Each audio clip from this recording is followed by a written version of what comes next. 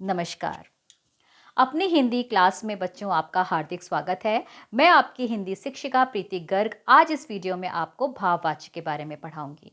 पिछले वीडियोस में हमने कर्तृवाच्य और कर्मवाच्य के बारे में समझा कि किस तरीके से सूत्रों के माध्यम से, ट्रिक्स के माध्यम से हम किसी भी वाक्य में कर्तृवाच्य और कर्मवाच्य को पहचान सकते हैं। ऐसे ही सूत्र के माध्यम से भाववाच्य को भी पहचानने का तरीका है। तो देखते हैं कि सूत्र के हिसाब से भाववाच्य भाववाच्य क्या है। भाववाच्य यह बताता है कि वाक्य में क्रिया प्रधान है, अर्थात जिस वाक्य में क्रिया प्रधान होती है वहां पर भाववाच्य होता है। और वो हम किस तरीके से पहचानते हैं कि वाक्य में भाववाच्य हम कैसे पहचानेंगे। तो सूत्र क्या है, कर्ता के तुरंत बाद यदि से कारक चिन्ह का प्रयोग किया गया है तो वहां पर हमारा भाववाच्य होता है। और ज्यादातर ये भाव नकारात्मक होता है, अर्थात नहीं का भाव लिए होते हैं ये वाक्य।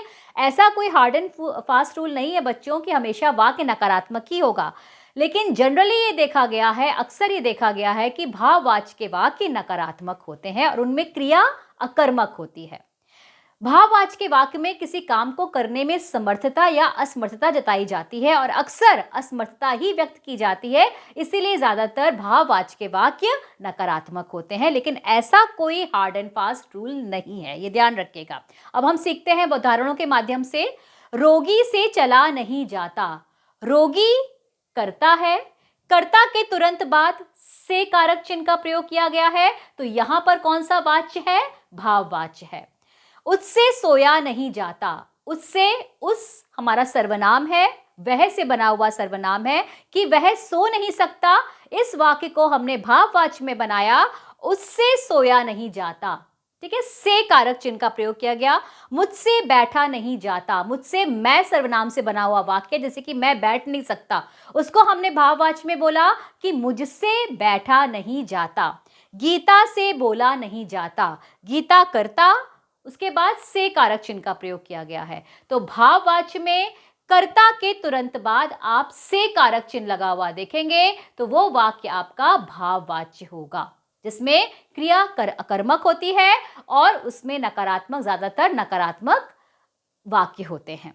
ठीक है, तो इस तरीके से हमने इन वीडियोस में कर्तृवाच्य, कर्मवाच्य और भाववाच्य को समझा। किस प्रकार कर्तृवाच्य को हमने पहचाना सूत्र के माध्यम से, किस प्रकार हमने कर्मवाच्य को पहचाना और किस प्रकार हमने यहाँ पर भाववाच्य को पहचाना कि कर्ता के तुरंत बाद से कारक चिन्ह लगा हुआ है। तो जिस भी वाक्य में आपको कर्ता के तुरंत बाद से लगा हुआ दिखे तो वो आंख मूंद कर आप वहां पर भी भाववाच्य कर दीजिए। कहीं कोई गलती, कोई आपका उत्तर गलत नहीं होगा। बस ध्यान क्या रखना है, ये सूत्र कि कर्ता के बाद से कारक चिन्ह का प्रयोग किया गया है। बच्चों एक बात और मैं बता दूं कि हमारे जो बोलचाल की भाषा में हम जो वाक्य बोलते हैं उसमें 80% वाक्य हम कर्तृवाच्य के बोलते हैं, 18% वाक्य बोले जाते हैं कर्मवाच्य में और सिर्फ 2% वाक्य वो होते हैं जो कि भाववाच्य में बोले जाते हैं, सिर्फ 2%। ज्यादातर हम इस तरह के वाक्यों को कर्तृवाच्य में बोलते हैं, जैसे कि रोगी से चला नहीं जाता, हम इस तरीके से नहीं बोलेंगे, रोगी चल नहीं सकता। मुझसे सोया नहीं जाता, मैं सो नहीं सकता। गीता से बोला नहीं जाता, गीता बोल नहीं सकती। इस तरह के वाक्य को हम कर्तृवाच्य में बोलते हैं। कुछ ही 1-2% लोग होते हैं, 2% वाक्य ऐसे होते हैं कि जो इस तरह के वाक्यों का प्रयोग करते हैं, लेकिन ज्यादातर जो हमारी बोलचाल होती है वो कर्तृवाच्य में ही होती है। बच्चों बहुत सारे लोगों के, विद्यार्थियों के दिमाग में ये ख्याल आ रहा होगा कि मैडम जो पढ़ा रही हैं और व्याकरण की पुस्तक में तो ऐसा लिखा नहीं है।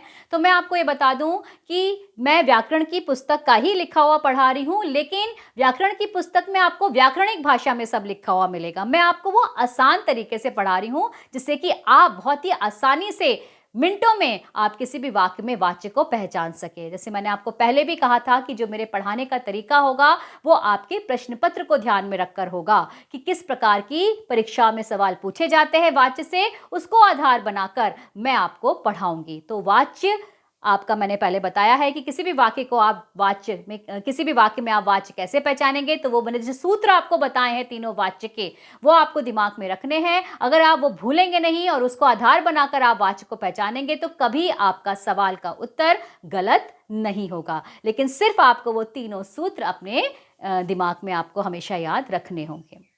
अगले वीडियोस में मैं आपको वाच्य परिवर्तन सिखाऊंगी। वाच्य परिवर्तन भी बहुत आसान है। जो सूत्र मैंने आपको बताए हैं उन्हीं सूत्रों के आधार पर वाच्य परिवर्तन होगा। वही सूत्र लगाकर हम वाच्य बदलेंगे। कर्तृवाच्य के वाक्य को कर्म और भाव में, भाववाच्य के वाक्य को कर्म और कर्तरी में, और कर्मवाच्य के वाक्य को कर्तरी और भाववाच्य में किस प्रकार बदलते हैं, ये हम अगले वीडियोस में देखेंगे। तो अगर आपको मेरा पढ़ाने का तरीका अच्छा लगता है तो प्लीज़ आप मेरे वीडियो को लाइक कीजिए, सब्सक्राइब कीजिए और शेयर कीजिए, और बहुत ही ज़्यादा तादाद में इसको शेयर करके आप इसका लाभ उठाइए। धन्यवाद।